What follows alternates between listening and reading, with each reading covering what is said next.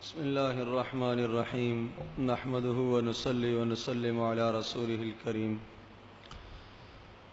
روزے کے مسائل تقریباً اکثر تو سامنے آ ہی چکے ہیں،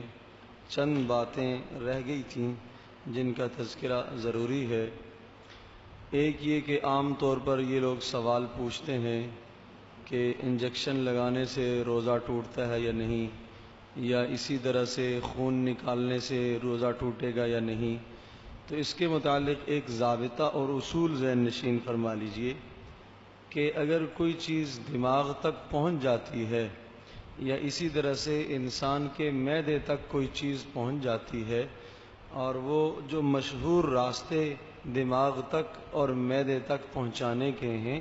ان راستوں سے اگر کوئی چیز دماغ تک یا انسان کے معدے تک پہنچتی ہے تو انسان کا روزہ فاسد ہو جاتا ہے۔ اگر انسان کے جسم کے اندر جو مسام ہیں، ان مساموں کے ذریعے سے کوئی دوا دماغ تک پہنچے یا معدے تک پہنچے تو اس سے انسان کا روزہ فاسد نہیں ہوتا۔ لہذا انجیکشن اگر کسی نے لگوایا ہے، چاہے وہ طاقت کا ہو یا چاہے کسی بھی بیماری کا ہو، اس سے آدمی کا روزہ نہیں ٹوٹتا۔ وہ علیحدہ بات ہے کہ روزے کی حالت میں طاقت کا انجیکشن لگانا زیادہ بہتر نہیں ہے، اس لیے کہ روزے کا مقصد ہی یہی ہے کہ انسان اپنے جسم کو کمزور کرے اور انسان اپنی روح کو طاقت دے اور غالب کرے۔ تو چونکہ جو مقصد ہے وہ مقصد فوت ہو جاتا ہے، اس لیے طاقت کا انجیکشن لگانے سے منع کیا جاتا ہے۔ تاہم اگر کوئی آدمی شدید مجبوری کی بنیاد پر لگا لیتا ہے تو بغیر کسی کراہت کے اس کا روزہ جائز ہے، درست ہے، نہ مکروہ ہے نہ فاسد ہے، روزہ اس کا ہو جائے گا۔ اسی طرح سے اگر جسم سے کسی نے خون نکلوایا، چاہے تھوڑا ہو چاہے زیادہ ہو، اس سے آدمی کے روزے پر کوئی اثر نہیں پڑتا۔ البتہ خون نکلوانے سے انسان کا وضو تو ٹوٹ جاتا ہے لیکن روزے پر کوئی اثر نہیں پڑے گا، روزہ بہرحال برقرار ہے۔ اسی طرح سے خون چڑھانے سے کوئی آدمی بیمار ہے، کمزوری ہو گئی اور اسے خون کی بوتل لگتی ہے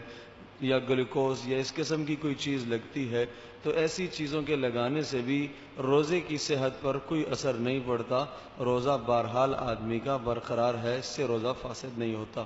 اسی طرح سے مہندی لگانے سے لوگ پوچھتے ہیں، اس سے بھی روزہ نہیں ٹوٹتا۔ اسی طرح سے ناخن کاٹنے سے اور تیل لگانے سے، خوشبو لگانے سے، یہ تمام وہ چیزیں ہیں کہ ان کا روزے سے کوئی تعلق نہیں ہے، اس سے روزہ نہیں ٹوٹتا۔ ضابطہ وہی ہے کہ انسان کے معدے تک کوئی چیز پہنچے یا آدمی کے دماغ تک کوئی چیز پہنچے۔ اس لیے منع کیا جاتا ہے کہ روزے کی حالت میں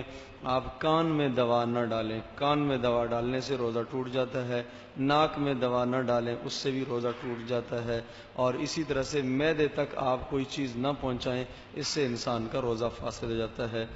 زکوٰۃ کے مسائل بھی تقریباً اکثر آ چکے ہیں۔ زکوٰۃ کے مسائل میں سے ایک مسئلہ باقی رہ گیا تھا جس کا عرض کرنا ضروری ہے، وہ یہ کہ عام طور پر ہم یہ سمجھتے ہیں کہ کوئی یتیم ہے اور بیوہ ہے، لہذا وہ مستحق زکوٰۃ ہے۔ یاد رکھیے، صرف بیوہ ہونا، صرف یتیم ہونا زکوٰۃ کے استحقاق کی دلیل نہیں ہے کہ یہ آدمی زکوٰۃ کا مستحق ہو جائے، ایسا نہیں ہے۔ بنیاد وہی ہے کہ اگر جس آدمی کے گھر میں ضرورت سے زائد اتنا سامان موجود ہے جس سے وہ 52.5 تولہ چاندی خرید سکتا ہے، اور اس کی مقدار بتائی تھی تقریباً 60,000 کی مالیت، اگر ضرورت سے زائد وہ سامان آدمی گھر میں رکھتا ہے تو چاہے وہ یتیم ہو، چاہے وہ بیوہ ہو، چاہے اس کے گھر میں فاقے آ رہے ہوں، اس کو آپ زکوٰۃ نہیں دے سکتے، زکوٰۃ کا یہ مصرف نہیں ہے۔ اسی طرح سے عام طور پر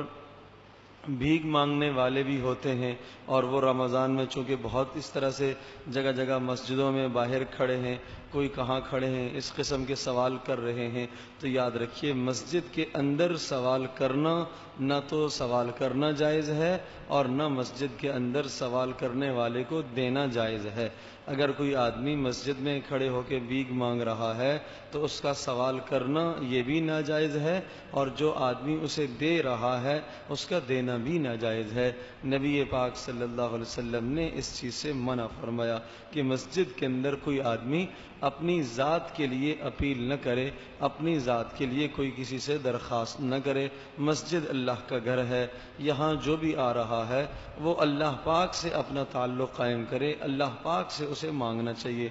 لیکن عرض کر رہا ہوں کہ جب یہ ضابطہ ہے اور یہ بات ہے کہ مسجد کے اندر سوال کرنا بھی جائز نہیں، مسجد کے اندر دینا بھی جائز نہیں، اگر مسجد کے باہر آپ کو کوئی بھیک مانگنے والا نظر آتا ہے اور آپ دیکھتے ہیں کہ حلیے سے یا کسی بھی تحقیق سے آپ کو پتہ چلتا ہے کہ وہ واقعتاً مستحق زکوٰۃ ہے، تو ٹھیک ہے، زکوٰۃ کے مال سے اس کے ساتھ آپ ضرور تعاون فرما لیجئے۔ لیکن اگر وہ آپ کو تردد ہے یا شبہ ہے کہ پتہ نہیں یہ زکوٰۃ کا مستحق ہے یا نہیں ہے، تو پھر آپ زکوٰۃ کا پیسہ اسے نہ دیں۔ ہاں، تھوڑی بہت اگر آپ امداد کرنا چاہتے ہیں تو وہ کرنے میں کوئی حرج بھی نہیں ہے، ایک سائل ہے، سوالی ہے، اس کے سوال کو پورا کر لیا جائے۔ لیکن بہرحال مال اللہ پاک کی ایک دی ہوئی نعمت ہے، اس نعمت کو بے جا ضائع نہ کیا جائے۔ ہر پیشہ ور جو فقیر ہوتا ہے، ہر دوسرا آدمی جو فقیر بنا بیٹھا ہے، اس سے اجتناب کیا جائے۔ جب تک صحیح تحقیق حالات کا جائزہ آپ کے پاس نہ ہو، اس وقت تک آپ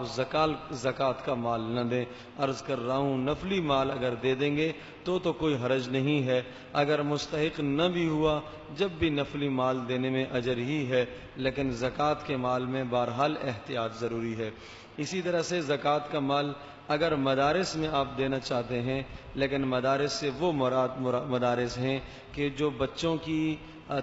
خوراک پر یا بچوں کی کتابوں پر جو پیسہ خرچ کرتے ہوں، تو وہاں پر بھی زکوٰۃ دینا درست ہے، اور بلکہ درست نہیں ہے، دوہرا اجر ہے۔ ایک تو زکوٰۃ کا بھی اجر ملے گا اور ساتھ ساتھ نشر دین کا بھی اجر ملے گا کہ دین کی نشر و اشاعت کا بھی آپ کو ثواب ملے گا، گویا کہ آپ نے دین کی نشر و اشاعت میں شرکت کی ہے۔ لیکن یاد رکھیں، کسی مدرسے کی تعمیر پر، مسجد کی تعمیر پر زکوٰۃ کا پیسہ نہیں لگتا، اس میں تملیغ ضروری ہے۔ جہاں وہ طالب علم ہیں کہ جو مستحق زکوٰۃ ہیں، ان کو خوراک پہنچائی جائے یا انہیں جو ہے وہ کتابیں فراہم کی جائے یا انہیں کپڑے فراہم